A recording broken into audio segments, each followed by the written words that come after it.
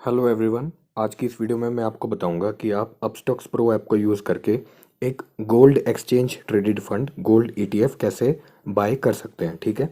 और जो आपको गोल्ड की अलग अलग प्राइसेस आती हैं, कोई गोल्ड आपको 2 डिजिट्स के प्राइस में मिलता है, कोई 3 डिजिट्स में मिलता है, कोई 4 डिजिट्स में, वो भी मैं आपको बताऊंगा कि वो किस वेट के हिसाब से आपको वो प्राइस जो है इस पे मिलती है। सबसे पहले अपना आप इंटरफेस ओपन कर लीजिए वॉच लिस्ट का। यहाँ पे प्लस आइकन पर आप जब क्लिक करेंगे तो यहाँ पे आपको सर्च करना है GOLD गोल्ड स्पेस देकर ETF। ठीक है। इसके बाद देखिए आपके सामने पूरी लिस्ट आ गई। ये जो एसेट मैनेजमेंट कंपनीज हैं ये आपको गोल्ड का ETF जो है ऑफर कर रही हैं। तो आप ऐड जैसे गोल्ड बीज है, ये निपॉन का गोल्ड ETF है।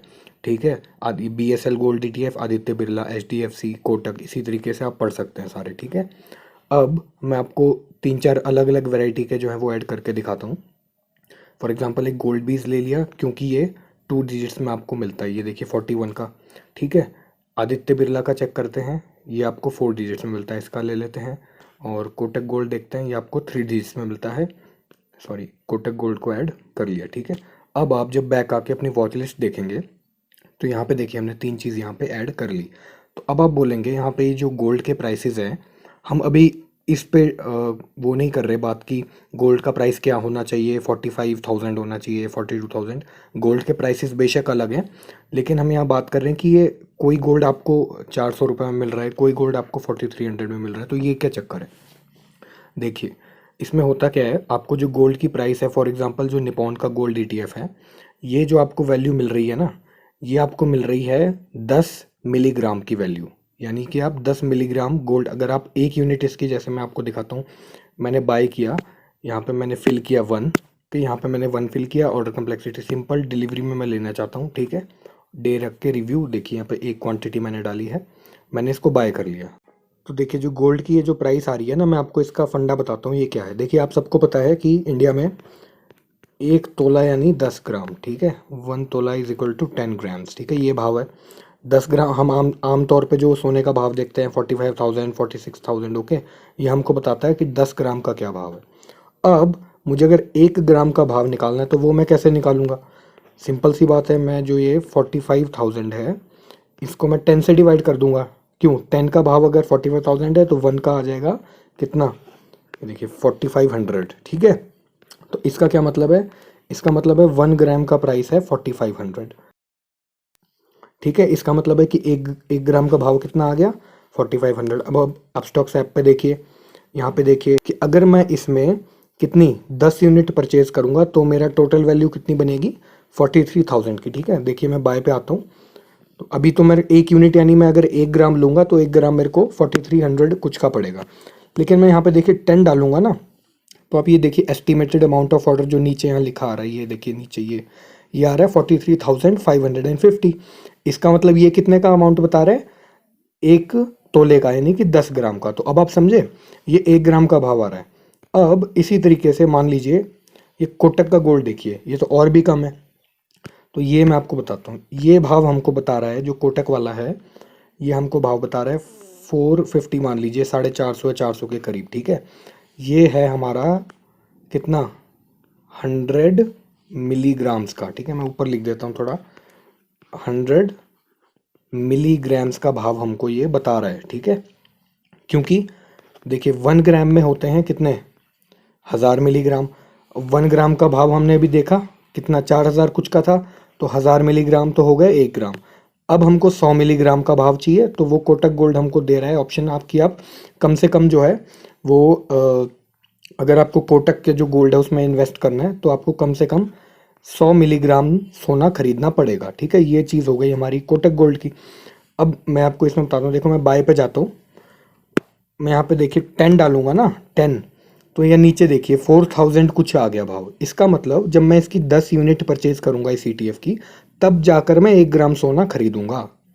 अब आप मेरी बात समझे। और मैं यहाँ पे अगर डाल देता हूँ फॉर एग्जांपल, ठीक है, मेरे को 100 यूनिट खरीदनी है, तो अब आप नीचे भाव देखिए 41,000 या 42,000 के करीब आ गया। अब मैं जब मैं कोटक गोल्ड की 100 यूनिट खरीदूंगा तब जाकर मैं कहीं 1 तोला सोना खरीदूंगा।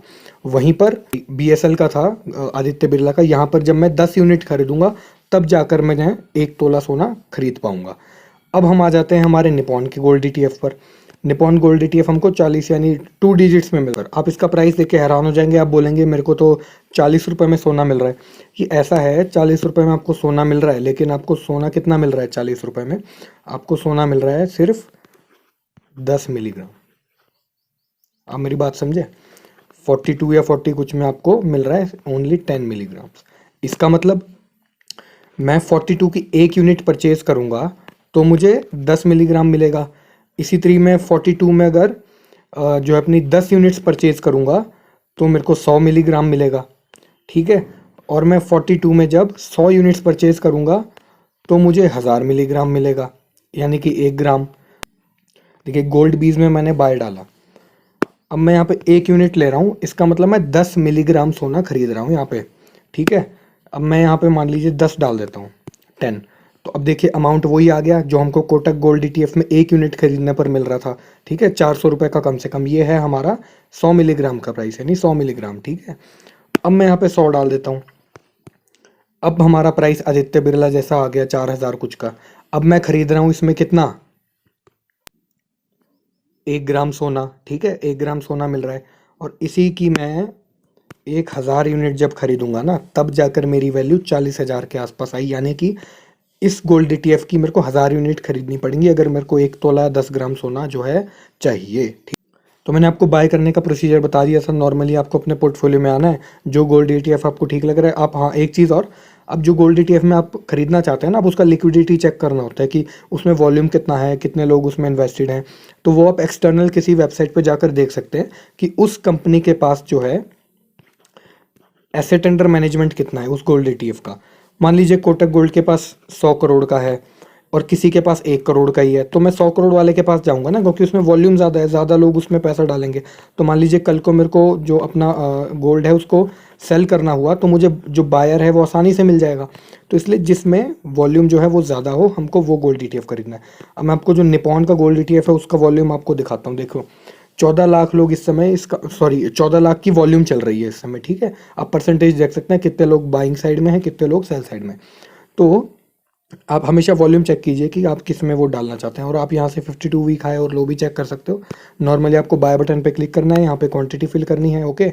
मार्केट सिंपल डिलीवरी लेना, आप इंट्राडे भी कर सकते हो आपको करना हो तो। बस आप फिर रिव्यू करके आगे आप बाय कर दोगे, आपका सोना खरीद लोगे आप, फिर आपका ट्रेडिंग अकाउंट में शो होने लगेगा, ठीक है। अभी यहाँ पे देखो दिखा रहा है मेरे को पोजीशंस में, तो ट्रेडिंग अकाउंट में आ जाएगा। यहीं से बढ़ाना है आप बढ़ा भी सकते हो। तो आपको बस मोटा मोटा फंडा ये बताना था कि जो अलग अलग जो वैल्यूज़ आपको मिल रही है ना, ये आपको यूनिट्स के हिसाब से देखना है कि आपको कितनी यूनिट्स का सोना जो है आपको परचेज करना है, ठीक है।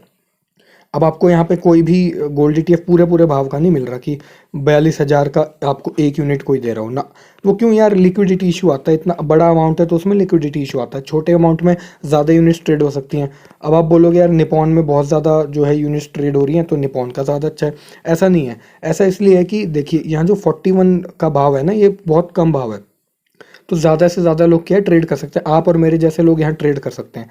अब वहीं मान लीजिए आदित्य बिरला का सोना है, इसमें देखिए आपसे 113 की वॉल्यूम चल रही है, ठीक है। तो इसमें बहुत कम लोग ट्रेड कर रहे हैं क्योंकि इसका प्राइस ज़्यादा है, ठीक है। तो आप मेरी बात समझे, तो प्राइस कम इसलिए रखा जाता है कि लिक्विडिटी को एनहांस किया जा सके। तो आप कोई भी गोल्ड ETF खरीदिए, बस आप वॉल्यूम चेक कर लीजिए। और आप करंट प्राइस, अभी हमने प्राइस की बात नहीं की, प्राइस आपको हमेशा वेरीड मिलेगा। आपको जो मार्केट प्राइस चल रहा है ना सोने का, मान लो आपको मार्केट प्राइस चल रहा है सोने का 47, तो यहाँ पे आपको 42 बताएगा, 41 बताएगा। ये होता है इसमें जो एक्सपेंस रेशो का खेल, ठीक है। जो और भी कई तरीके की फ़ीस होती हैं, तो ये जो ETF जो AMCs मैनेज करती है ना, ये एक्सपेंस रेशो एडजस्ट करने के बाद आपको भाव जो है वो थोड़ा कम दिखाती हैं।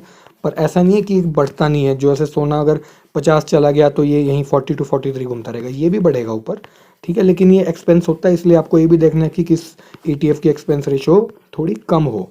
ये भी आप external websites like money control वगैरह पे देख सकते हैं, ओके। तो आई होप आपको वीडियो अच्छी लगी होगी। Thanks for watching.